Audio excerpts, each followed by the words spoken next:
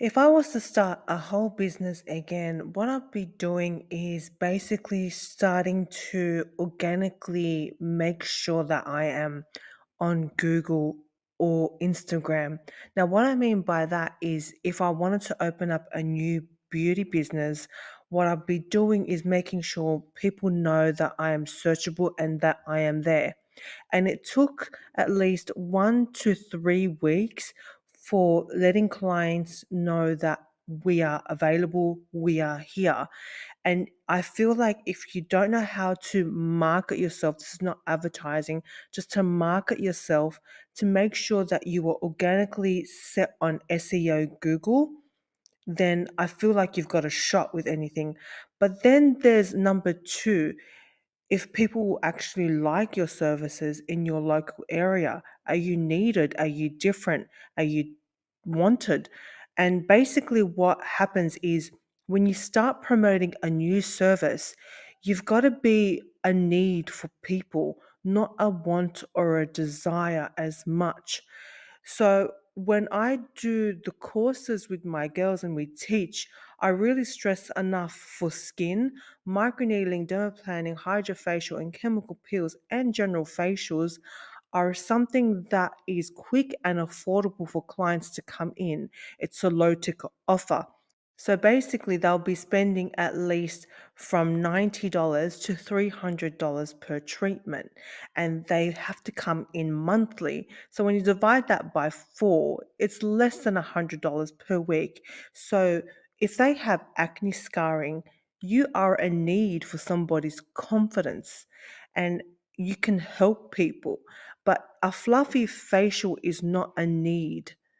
So, this is what you've got to understand when opening up a business. It's really important to have a need for somebody's confidence to actually book them in. The best services I find that are always consistent with services and money making for you is going to have to start with brows. I'm talking about brow tint, brow waxing, brow shaping. Okay. And then there is eyelashes, eyelash extensions. I don't like to do eyelash extensions anymore. I only attract adult eyelash extension clients that are at least from 35 to 40 to even 45 because they have that income and they like less lashes on their eyes and they're much more easier to handle financially and they won't cancel on you. Those are the kind of people that are mothers and that would like a nice refreshment for them. And it's a need for them to look good. They have all that time and money for them to look good. They set aside that income for you. So those are the kind of people I like to attract as well. So that's what you've got to understand when you're opening up a business. It's not who's going to like you, who do you want as a client? And I feel like if that's the way you want to run a business, I feel like you'll be happy. I remember speaking to a very dear friend of mine, and he asked me, he's super successful, by the way. He's asking me, I don't know what kind of people I'm going to have in this coaching group. And I'm like, well, why don't you figure out what kind of people you want in your coaching group? Like, what kind of people do you want? And he's like, I've never thought of it that way. And I think that's with every business, when you get to that stage when you own a business, what kind of people do you want in your circle, in your salon? And when I started to build my clientele, they're over 35 to even 60 and they're mature and they've just got the same mindset. They're businesswomen, they're mothers. I don't really have anybody younger. And I feel like I'm happy in that way. Look, I do have teenagers here and there, 21, 22, and they do have acne and I do help them out and then they go. And they're very easy to handle because they're the daughters of these mothers that I'm actually doing services on.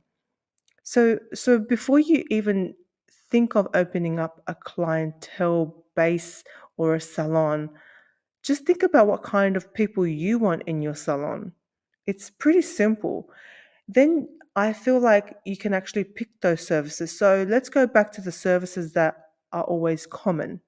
There's eyelash extensions, there's eyebrows, and then there's microneedling, dermaplaning, and then there's chemical peels.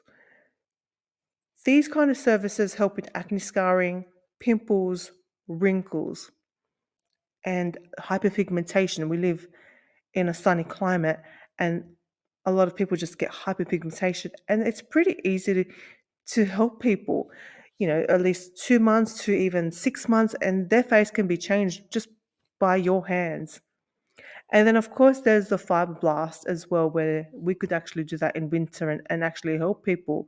And it's a rare treatment to actually starting to treat because crepey under eyes, there's skin booster, there's all these other treatments, but I find fibroblast the most effective after one or two treatments. So be something rare, be something that people need. I feel like, like there was this thing called BB lips and I stopped it. And it's something that it's a one-off. Like why would I offer that? So think of something that you are needed for. Look, the more services you have, the more clientele and income you're going to get. So think of it that way.